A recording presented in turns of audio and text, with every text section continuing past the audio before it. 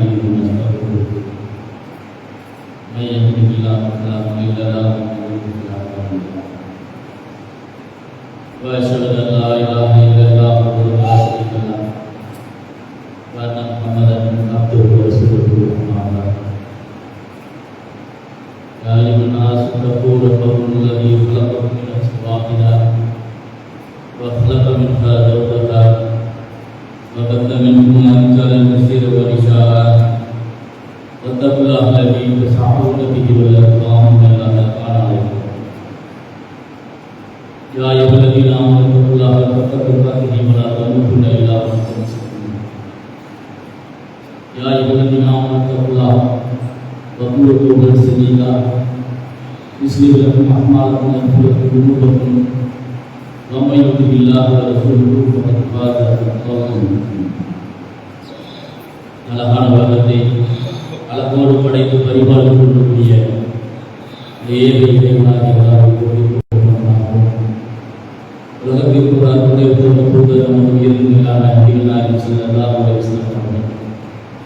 அவர்கள் குடும்பத்தார்கள் நபிகள் நாயகம் ஸல்லல்லாஹு அலைஹி வஸல்லம் சுழற்சியில் அங்கீகாரங்களை தங்களால் இயன்றவரை பின்பற்றி வாழ்நாளை சத்திய சகாபாக்கள் சகாபிகள் மற்றும் இந்த ஜும்மாயின் கடமையை அல்லாஹ்வுடைய தூதர் காட்டிக் கொண்ட முறை பிரகாரம் அமல் செய்வதற்காக இருக்கக்கூடிய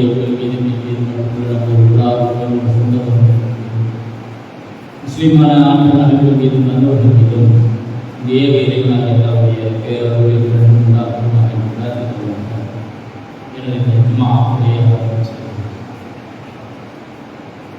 ஜும்மாவை நாங்கள் பேசுவதற்காக தேர்வு செய்யக்கூடிய தலைப்பு அன்றாட வாழ்க்கையும் அழகிய அமல்களும் என்ற தலைப்பு தேர்வு செய்யப்பட்டிருக்கிறது. இந்த தலைப்பிற்குள் சொல்வதற்கு முன்பாக அல்லாஹ்வுடைய திருவசனத்தில் ஒரு சில செய்திகளை நாம் பார்த்து செல்லலாம். 37வது வசனத்தில் அல்லாஹ் செய்தியை நாம் இன்னபி தாலிக பித்ரா லிமன் கான அல்லாஹ் அவ் அல்க சம மக்குவசதி சிந்தனையுடையவருக்கு அல்லது கவலையுடன் செவ்விடுவோருக்கு இதில் படிப்பினை உள்ளது என்று அல்லாஹ் தஆலா தனது வேதத்தில் சொல்லிக்காட்டுகின்றார்.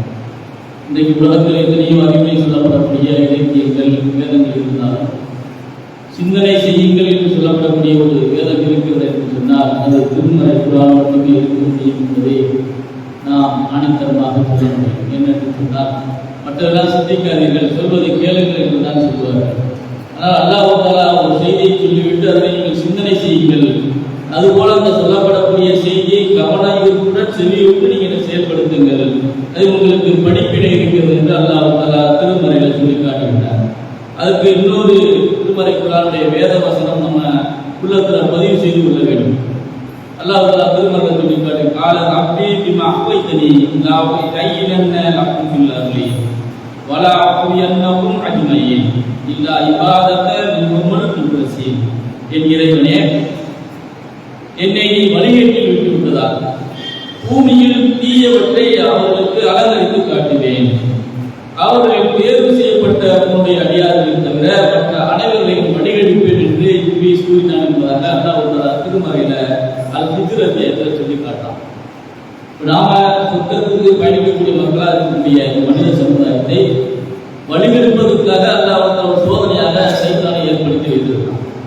அந்த சைத்தான் எப்படிப்பட்ட சவாலை அல்லாஹ்விடத்தில் விடுத்தான் என்று சொன்னால், என்னுடைய இறைவனே, என்னை படைத்தவனே, நீ என்னை வழிகேட்டிலாக வைத்து விட்டாய். இந்த மனித சமுதாயத்தினுடைய ஆதிபிதாவாக இருந்த ஆதத்தின் காரணமாக என்னை வழிகேட்டுக்குள்ளவனாக நீ ஆக்கிவிட்டாய்.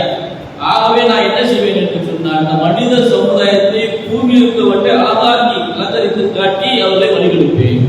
எந்த ஒரு விஷயமாக இருந்தாலும் சரி, இந்த பூமியில் இருக்கவற்றை அழகாக்கி காட்டி அவர்களை வழிகெடுப்பேன். யாரை தவிர உன்னால் தேர்வு செய்யப்பட்ட குர்ஆன் ஹதீஸை தெரிந்த மக்களை தவிர மற்ற அனைத்து இந்த மனித சமுதாயத்தை நான் வழிகெடுப்பேன் என்பதாக அல்லாஹ் தஆலா திருமறையில் சைத்தான் அவன் சபதம் ஏற்றுக்கொண்டான் என்பதாக சொல்லியிருக்கிறான். அப்ப நம்முடைய இலக்கு எதுவாக இருக்க வேண்டும்? சைத்தான் நம்மை வழிகெடுத்து விடாத வகையில் என்னென்னலாம் அமல்கள் இருக்கிறதோ அதை முடிந்த அளவுக்கு செய்தது மறுமை என்ற அந்த சொர்க்கத்தில் உயர்ந்த அந்தத்தை பெறுவதற்கு நாம் ஒவ்வொருவரும் முயற்சி செய்ய வேண்டும். அதுக்கு பகரமாக என்ன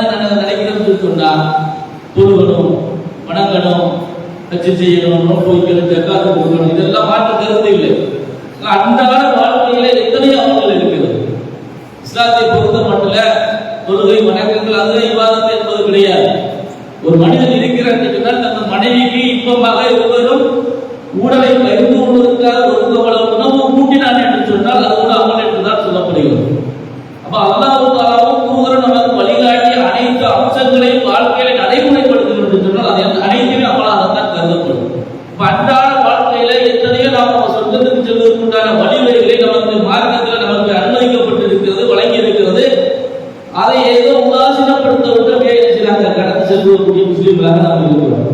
அது முக்கியமாக சொல்ல வேண்டும் என்று சொன்னால் அந்த ஜும்மா நாட்களில் கூட நமக்கு அழகிய வாய்ப்பை அல்லாஹ் தூதர் அழகிய முறை வழங்கியிருக்கிறார்.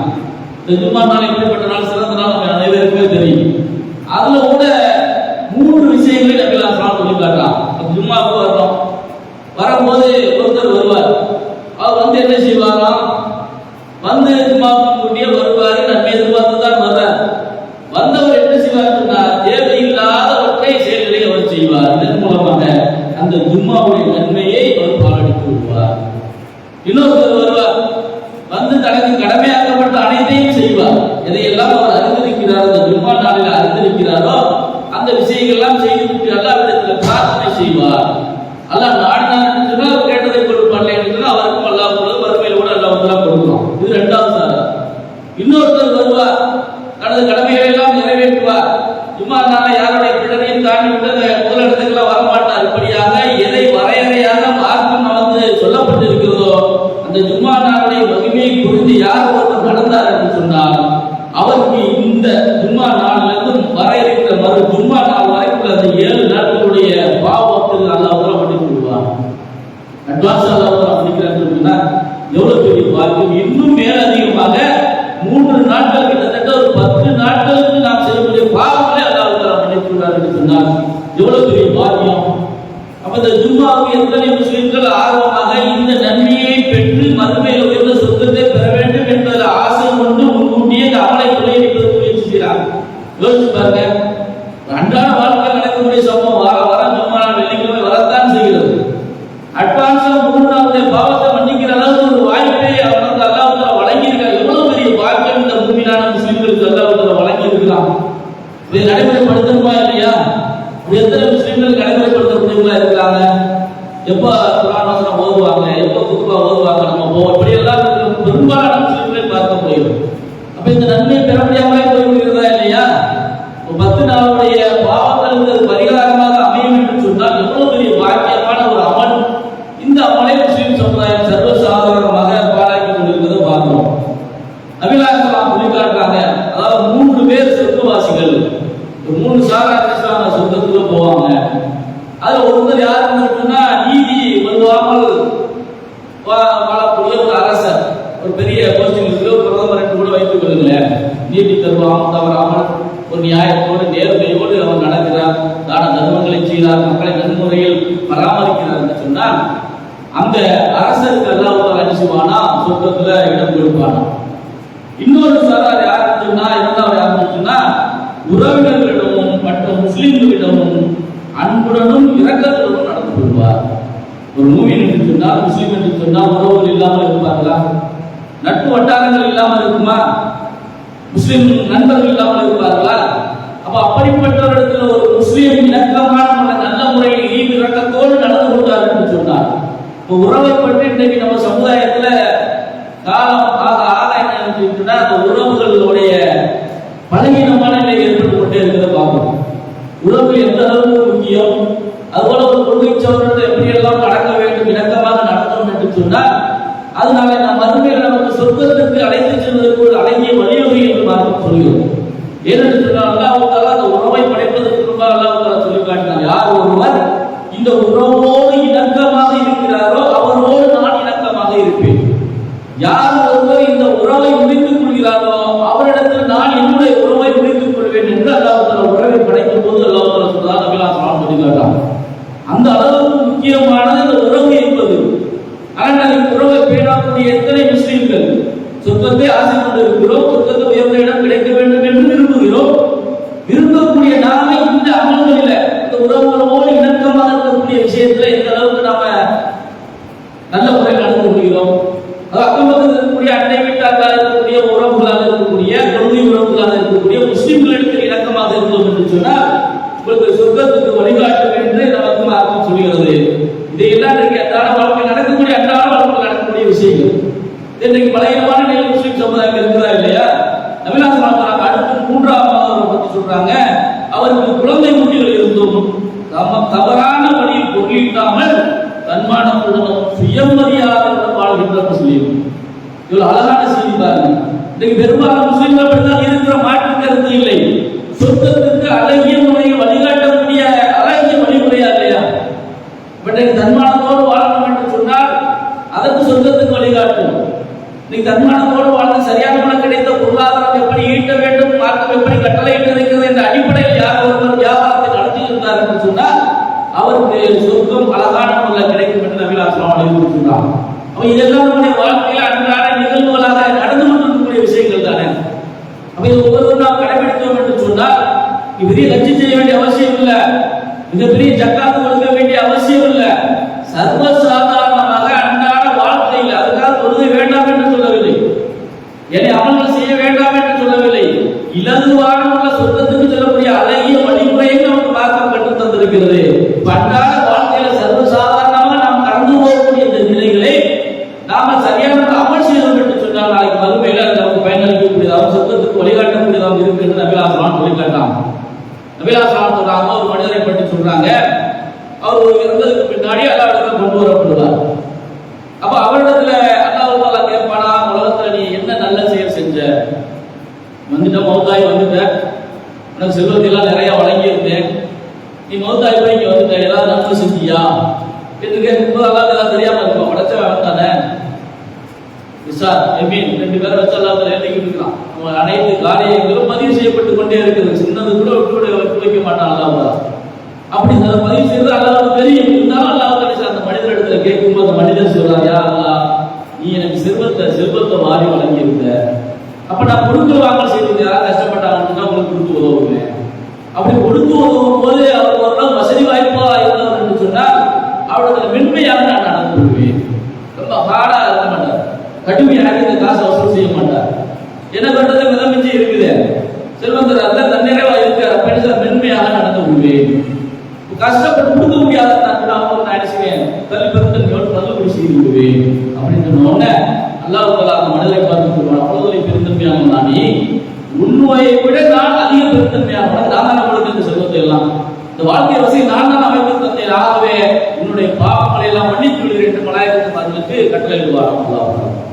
எவ்வளவு பெரிய செல்வத்திற்கு எவ்வளவு பெரிய பாக்கியம் இருக்கிறது. இதை பயன்படுத்தக்கூடியவர்கள் இருக்கிறாங்களா? வேற லாக்கர்ல கட்டி வச்சிருக்காங்களே ஒழிய நாளைக்கு மறுமையில மௌத்தானதுக்கு முன்னாடி நமக்கு நன்மையாக இருக்க சொர்க்கத்துல பயன் தரக்கூடியதாக இருக்குமே என்று கருதி இது போன்ற அமல்களை செய்வதற்கு எத்தனை செல்வந்தர்கள் முஸ்லிம் செல்வந்தர்கள் தயாராக இருக்கிறாங்க. அப்ப அன்றாட வாழ்க்கையில இது போன்ற சம்பவங்கள் மலிந்து கிடக்கிறது. ஒரு வாய்ப்பை அல்லாஹ் வழங்கி இருக்கிறார், அதை நடைமுறைப்படுத்த நாளை மறுமை நாளில அவருக்கு பயனளிக்கக்கூடியதாக இருக்கும். நபிகள் ஸல்லல்லாஹு அதிகமா என்ன சொல்லுவாங்க, துஆ கேட்பாங்க. என்ன துஆ கேட்பாங்க, யா அல்லாஹ், உன்னிடம் பாவத்தை விட்டும் கடனை விட்டும் பாதுகாப்பு கேட்கிறேன். நபிகள் ஸல்லல்லாஹு அதிகமா கேட்பாங்க. சஹாபா பெருமக்களாக இருக்கிற யார சொல்ல, நீங்க முன்பின் பாவங்கள் மன்னிக்கப்பட்டவர், இந்த அளவுக்கு நீங்க என்ன செய்யணும், துஆ கேட்கணுமா, பிரார்த்தனை செய்ய வேண்டுமா கேட்கும். நபிகள் சொல்றாங்க, நான் அல்லாஹ்வுக்கு நன்றி உள்ளவனா இருக்க வேண்டாமா? ஏன் என்று சொன்னால் ஒரு மனிதன் கடன் பட்ட உடனே என்ன செய்யலாம், போய் பேசலாம், வாக்குறுதி மீறலாம், இதன் மூலமாக அவன் அநியாயக்காரனாக ஆகிவிடுகிறார். இப்படி நடக்குதா இல்லையா? கொடுக்கல் வாங்கல் செய்யறதுல எவ்வளவு போய் பேசக்கூடிய மக்களா இருக்கிறோம். அனைவருமே பலகீனமான நிலையில் இருக்கிறோம். ஒரு காலகட்டத்துல கடன் வாங்கக்கூடியவர்களாக தான் இருக்க முடியும். அப்படி கடன் வாங்கணும் என்று சொன்னால் எத்தனை நிகழ்வுகள் ஏற்படும், போய் சொல்றதா ஏற்படுதா இல்லையா, வாக்குறுதி மீறுதா இருக்கா இல்லையா? அதனால நபிகள் ஸல்லல்லாஹு அதிகமாக இந்த கடன் விஷயத்திலும் பாவ விஷயங்களுக்காகவும் அதிகமாக அவர்கள் பிரார்த்தனை செய்தார்கள் என்பதாக நபிகள் ஸல்லல்லாஹு சொல்லி காட்டக்கூடிய செய்தி நமக்கு சான்றாக இருக்கிறது. இப்போ நம்ம வாழ்க்கையிலும் கடன் தப்பி வாங்கக்கூடிய நிலைகள்லாம் இருக்கத்தான் செய்கிறது. முடிந்த அளவுக்கு கடன் வாங்காமல் இருப்பதை வைத்து நாம் வாழ்க்கையை நடத்துவதற்கு முயற்சி செய்வது. அதற்காகத்தான் இந்த செய்தி சொல்லப்படுகிறது. நபிகள் சொல்றாங்க, ஒரு இறை நம்பிக்கையாளர் மற்றொரு இறை நம்பிக்கையுடைய சகோதரர் ஆவார். எனவே நம் சகோதரர் வியாபாரம் செய்து கொண்டிருக்கும் போது நாம் குறிப்பிட்டு வியாபாரம் செய்ய வேண்டாம். நீ சர்வசாதாரணமான நம்ம வாழ்க்கையில் நடக்கக்கூடிய விஷயம். வியாபாரம் செய்யணும்னு சொன்னா குறிப்பிட்டு வியாபாரம் செய்யறாங்க, நான் கம்மியா தரேன், இங்க எங்கனைக்கு வாங்க, அல்லது வேற ஏதாவது ஒரு பிசினஸ் இருக்கு, அவரை கடுத்து என்ன செஞ்சிடக்கூடாது, நாம செஞ்சிடக்கூடாது. இவ்வளவு அழகான வழிமுறை. அதுதான் நபிலாம் சொல்லி காட்டா. அப்படி நீங்க குறிப்பிட்டு வியாபாரம் செய்யக்கூடாது. அதுபோல ஒரு பெண் பேசுகிறாரு, மனம் முடிப்பதற்காக ஒரு நல்ல குடும்பமாக இருக்கிறது, பெண் பேசுகிறாருன்னு சொன்னா மற்ற விஷயம் அந்த முடிக்கிற வரைக்கும் அது வேண்டாம், விட்டுவிடும் வரைக்கும் வேற யாரும் அதில் குறிப்பிடக்கூடாது. ஒரு அழகான வழிமுறை.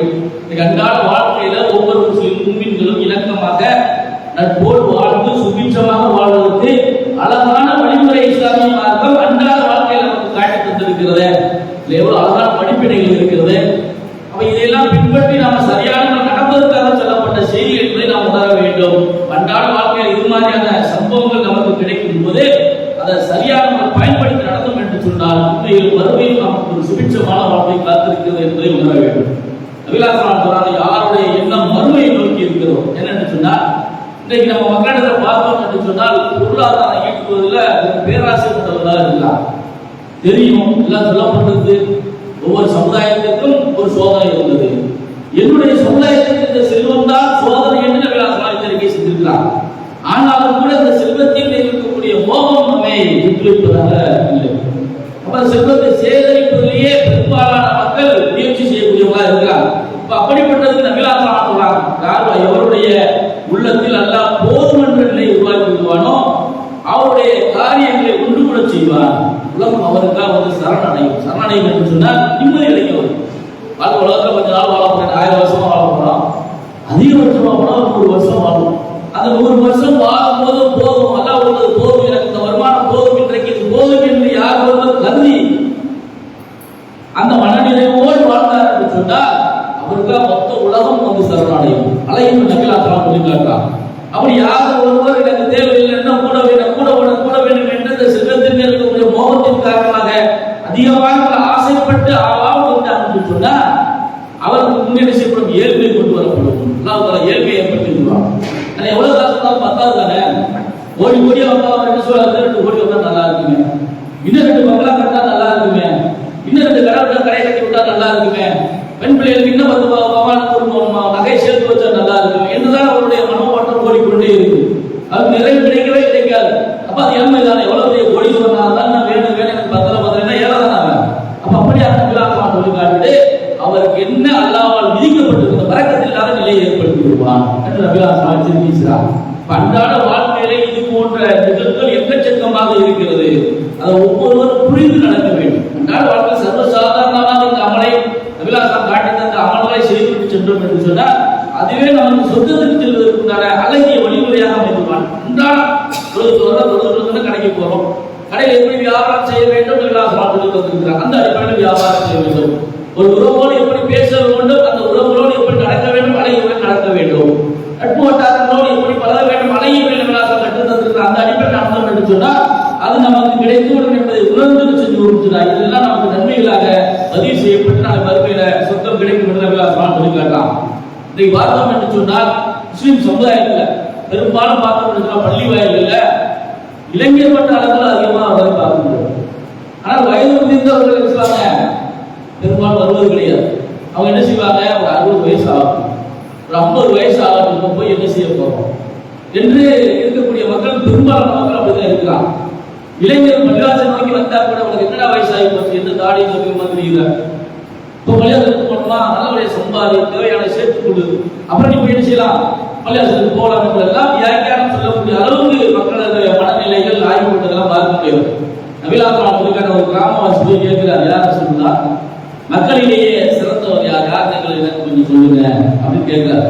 உடனே நபிகளார் சொல்றாங்க, மனிதர் சிறந்தவர் யாருக்கு சொன்னார், எவ்வளவு ஆயுள் நீண்டதாக இருக்கிறதோ அவருடைய அமலும் நீண்டதாக இருக்கிறதோ அவர்தான் சிறந்தவர் என்று நபிகளார் சொல்லுகிறார். எத்தனை வயது நமக்கு ஆகியிருக்கிறதோ அத்தனை வயதுக்கு தகுந்தது மாதிரி அமல் சரியாக ஈக்குவலா இருந்தால் தான் அவர் சிறந்த முஸ்லீம் என்று நபிகளார் சொல்லியிருக்கிறார். யோசிச்சு பாருங்க, யாருக்கு இந்த வாய்ப்பு கிடைத்திருக்கிறது? பெரும்பாலும் சின்ன வயசுல கடமையாக்கப்பட்ட அந்த தொழிலை கடமையாக்கப்பட்டது அமல் செய்து மக்கள் எத்தனை இளைஞர்கள் இருக்கு. கொஞ்சம் யோசிச்சு பாருங்க.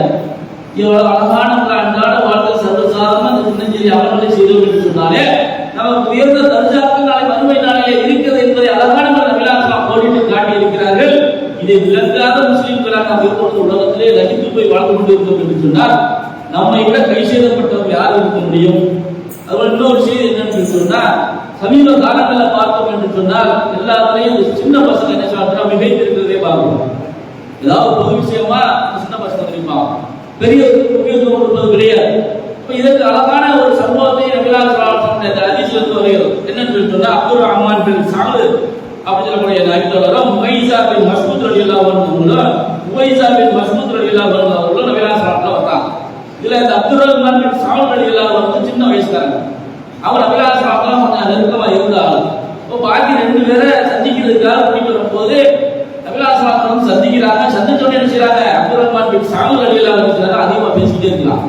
எதிர்த்தாலும் புத்தி புத்தி நினைக்கிறாங்க, அவங்களே பேசிக்கிட்டு நம்ம நபிகளார் சொல்றாங்க, நீங்க சின்ன பையனா கொஞ்சம் பொறுமையா இருக்கு, தெரிஞ்ச பெரியவர்களுக்கு வாய்ப்பு கொடு, ஏன்னா அவங்க அனுபவசாலியெல்லாம் இருப்பாங்க. என்ன தேவைங்கிறத நம்மளுடைய அரசர் இறுதி நேரம் நபிகளார் கேட்டு தெரிந்து கொள்ள வேண்டும், மக்களுக்கு எடுத்து சொல்ல வேண்டும். எந்த ஒரு காரியமாக ஒரு முதிர்ச்சி இருக்கும், அந்த அடிப்படையில் செய்யறாங்க. முதியவர்களுக்கு இப்ப வயது புரிந்தவருக்கு நீ வந்து செய்ய மரியாதை இருக்குது, அவர்களுக்கு முன்னுரிமை கொடு என்று சொன்னதாக ஹதீஸ்ல பதிவு செய்யப்பட்டிருக்குன்னா, இப்ப இன்றைக்கு இருக்கக்கூடிய இளைஞர்கள் முதியவர்களுக்கு முக்கியமாக மதிப்பு கொடுக்கும். ஏன்னு சொன்னா அவங்களுக்கு பல அனுபவங்கள் இருக்கும். ஒரு விஷயத்தை கையாளுவதில் ஒரு பிரச்சனை வந்து என்று சொன்னால் அதை கையாளுவதில் பல அனுபவங்கள் அவர்களுக்கு இருக்கும். இதெல்லாம் பல நிகழ்வுகள் இருக்கிறது. அப்படியாக நபிகளார் ஸல்லல்லாஹு இளைஞர்களுக்கு என்ன சொல்றாங்க, முதல்ல பெரியவர்களுக்கு மதிப்பு கொடுத்து பழகுங்கள் என்று சொன்னதாக பார்க்கலாம். இது அன்றாட நிகழ்வுகள் இருக்கக்கூடிய விஷயங்கள். இப்ப இவற்றையெல்லாம் மனதில் நிறுத்தி கொண்டு இதெல்லாம் ஒரு அமலா என்று கடத்தி விடாமல், இதுவும் நமக்கு மறுமையில சொர்க்கத்திற்கு ஒரு உந்துகோலாக, சொர்க்கத்தில் இடம் பிடிப்பதற்கு ஒரு அளவுகோலாக நமக்கு அல்லாஹ் காட்டி தந்திருக்கிறார் என்று உணர்ந்து இது போன்ற அமல்களை உதாசீனப்படுத்தி விடாமல் இந்த அமல்களை நல்ல முறையில் செய்து உயர்ந்த சொர்க்கத்தை பெற வேண்டும் என்பதற்காக அல்லாஹ் நம்ம அனைவருக்கும் அருள் செய்ய வேண்டும் என்று பிரார்த்திப்பவனாக இந்த ஜும்மாவுடைய முதல் உரையை நிறைவு செய்கிறேன். அஸ்ஸலாமு அலைக்கும் வரஹ்மத்துல்லாஹி வபரகாத்துஹு.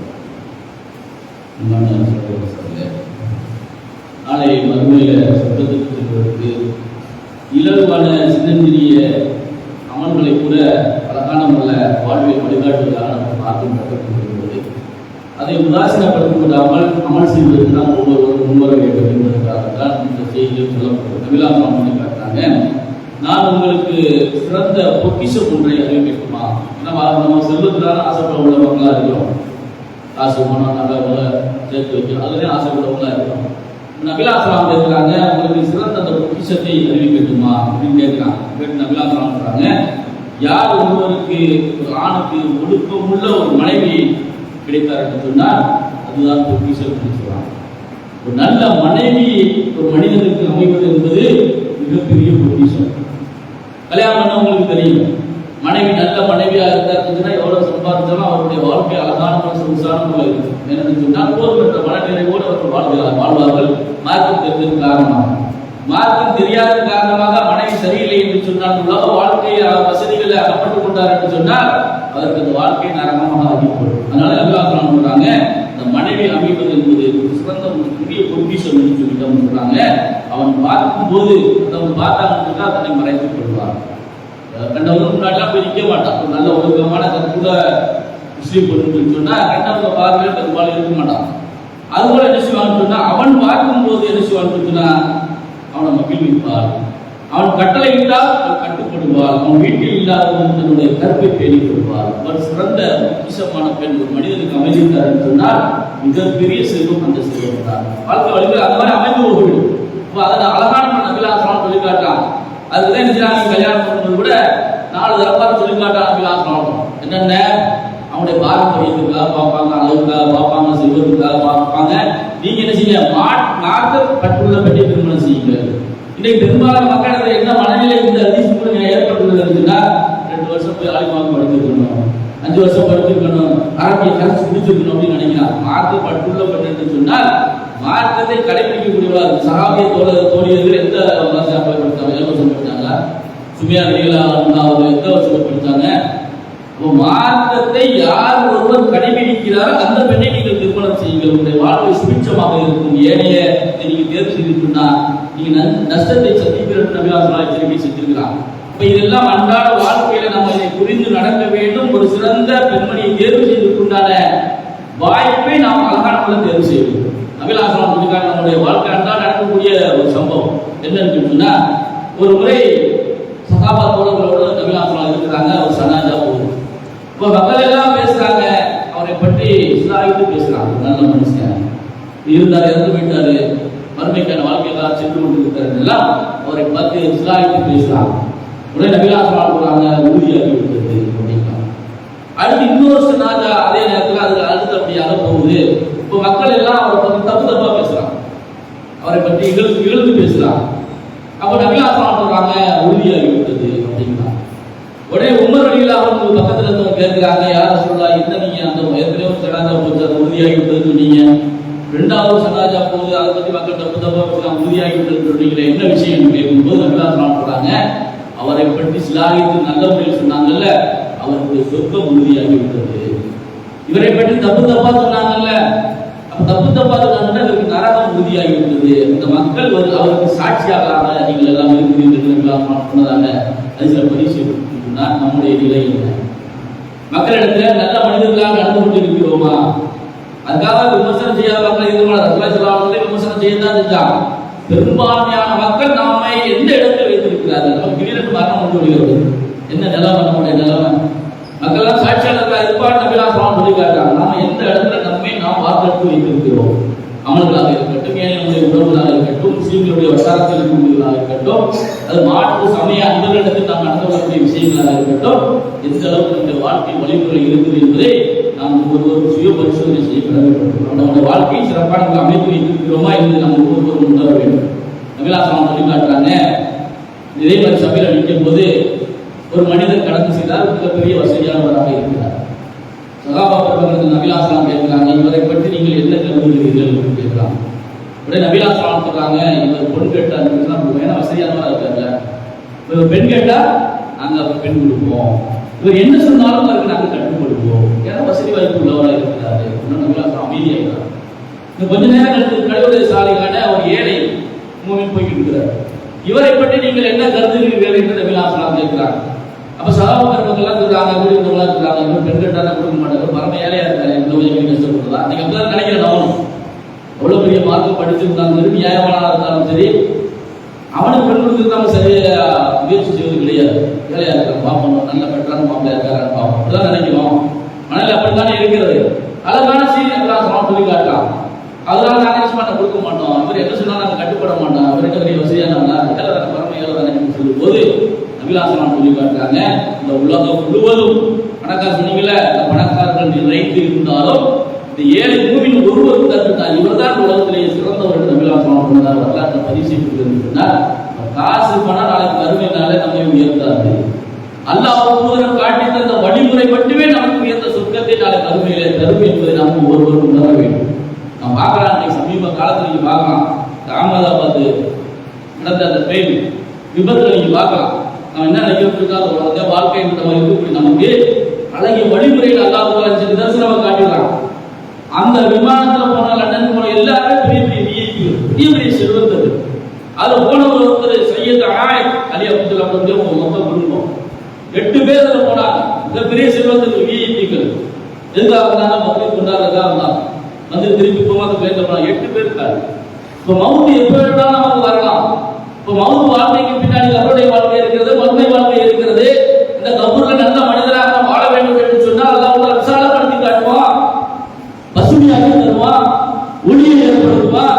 அப்ப அதுக்கு உண்டான அமல்களை நாம செய்திருக்கிறோமா? நாம் அமல் செய்ய வேண்டும் என்றால் நம்முடைய நிலை என்னவாகும்? கபூர் கடுமையான முறையில் என்ன செய்யும்? நம்ம இறுதி வேதனை செய்யப்படும் என்றெல்லாம் எச்சரிக்கை செய்யப்படுகிறது என்று சொன்னால் இந்த உலக வாழ்க்கை என்பது அற்புதமானது. நபிகள் காட்டாங்க, ஏனைய மக்களுக்கு இந்த உலகம் என்பது பூஞ்சோலை, பூமிகளுக்கு சிறைச்சாலை என்று நபிகள் காட்டியிருக்கிறாங்க. உலக வாழ்க்கையில நமக்கு கொஞ்ச காலம் வாழ போறோம். இந்த கொஞ்ச காலம் வாழக்கூடிய வாழ்க்கையில வறுமையில உயர்ந்த இடத்தை பிடிப்பதற்குண்டான அமல்களில் அதிகமாக சின்னஞ்சிறிய அமல் பெரிய அமல்கள் என்று பார்க்காம எதெல்லாம் வாய்ப்பு கிடைக்கிறதோ அந்த அமலை அழகிய முறையில் செய்து அந்த மறுமை என்ற அந்த உயர்ந்த சொர்க்கத்தை பெறக்கூடிய நண்பர்களாக அவருக்கு அல்லாஹ் நம்மளை வரவேற்கும் அது போன்ற வாய்ப்பை வழங்கி அமல் செய்து இவை மறுமை உயர்ந்த சொர்க்கத்தை பெறக்கூடிய மக்களாக நம் அனைவரும் அல்லாஹ் ஆட்சி நல்லவர்களுக்கு பிரார்த்தித்தவனாக இந்த துமாவை நிறைவு செய்கிறேன். வாக்கு தவணான அஸ்ஸலாமு அலைக்கும்.